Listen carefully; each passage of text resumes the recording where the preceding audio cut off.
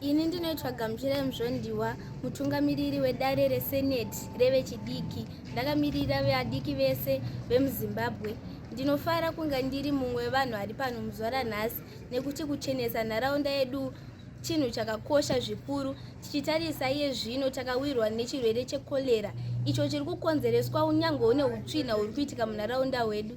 Saka kuwanikwa tichibatana isu sevechidiki muzuva ranhasi tichibatsiridza mukuchenedzesa nharaunda dzedu chinhu chakakosha zvikuru. Uye ndinoda kutendawo neoperation chenesa yakatangira muno muHarare. Iyo iri kubatsiridza zvikuru kuti nzvimbo dzedu dzinge dzakachena. Tine vimbo netarisiro yekuti tsika ichatevedzerwa kune mamwe maprovinsi edu emuno muZimbabwe kuti tiwanikewo tichichenesa nharaunda dzedu. Takatarisawo iwo ma-SDGs edu atinawo. Hapana patingasvike kuma-SDGs edu tichisiya nharaunda dzedu dzine tsvina. Leaving no one and no place behind. Zvichireva kuti tsika iyi ichange ichiitwa mumaprovinces ese ari 10 emuno munyika. Zvichibatsiridza kubudirira kwedu kwenyika nekuti hakuna nyika inobudirira isina utsanana. Ini semutungamiri wechidiki ndave kukumbira wese wechidiki iye zvino kuti abatsiridze nepese paanogona kuti akwanise kuwanika achichenesa nharaunda dzedu, nekuti tisu vatungamiriri vamangwana hapana anoda kutungamira nyika ine tsvina, nyika ine utsvina, asi tese tinoda kugara pakachena pane utsanana. Takaona kuti harisi dzvana revecity council chete kuklina nharaunda, but nesuwo nevechidiki taona zvakakodzera tichitora mukana uno wekuti tinonge marara tichenese environment yedu. Izvi zvinoattractawo vanhu vekunze vachiuyawo, kozi hazviite kuti nyika iwanikwe ine marara vekunze vachiuya, hazvizovi nechimiro chakanaka. Ndinonzi Muzvare Kanyati Memory. Basa rangu nderekuona kusimudzirwa kwechidiki mune zvese zvebudiriro muno munyika yeZimbabwe.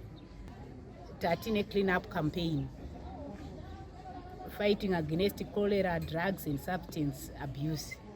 Saka taita chirwirangwe neYouth Association iri registered nesu seZimbabwe Youth Council inonzi International Youth Network. Taklina muno muMbare kubva muna Daniel Zumo kusvika paStodato.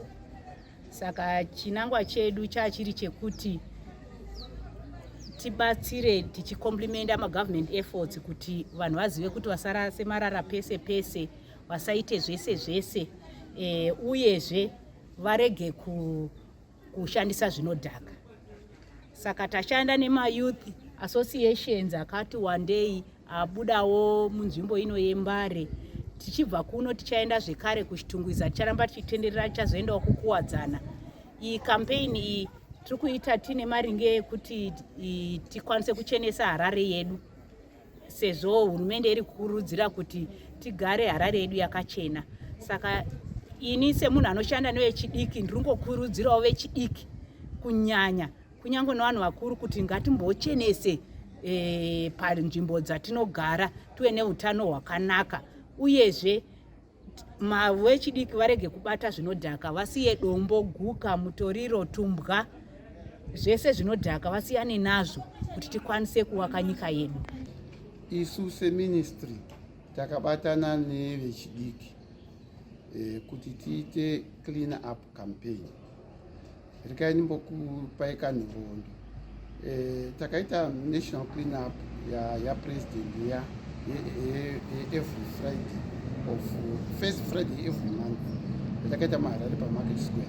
So tine mayouth akatifonera akati todewo kuuya tichizokujoinai kuti tiite clean up campaign. They came, tikaita test paMarket Square pakanga paina guest of honor, honorable minister of state. So it was tapedza ipapo vakazouya kuofisi vakati no, hatisi kudai sevechidiki kuti tingomirira kamwe chete pamwedzi. Saka toda kuti tizoya kuofisi tochironga kuti tiite almost every week clean up campaign kuti tikwanise kuita compliment effort yevakuru venyika yokuti tichenese city of Harare.